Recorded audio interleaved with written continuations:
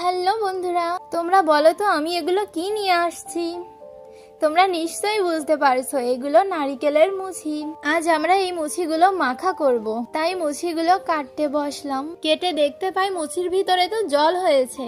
এই মুছির জল কেমন লাগে একটু টেস্ট করে দেখি। না, যেমন ভাবছিলাম তেমন না, জলটা কেমন লবণাক্ত লাগলো। তারপর আবারও কাটাকাটি শুরু করলাম। কাটার পর আমান দিস্তাতে কেটে রাখা মুছিগুলো দিয়ে ভালো করে পিষে নেব। কাজে ব্যস্ত হয়ে যাওয়ার জন্য মাখা করার জন্য আমরা কি কি ব্যবহার করছি তোমাদের দেখাতে পারিনি। তবে আমরা মাখা করার জন্য ব্যবহার করছি লবণ, চিনি, তেঁতুল, পাতিলেবুর পাতা, শুকনা মরিচ ভাজি। তারপর এরকম করে মাখালে রেডি আমাদের মুছি মাখা। খেতে ভীষণ স্বাদ হয়, না খেলে বলে তো বোঝানোই যাবে না। তোমরা তো আমার খাওয়া দেখেই বুঝতে পারছো সেই স্বাদ হয়েছে।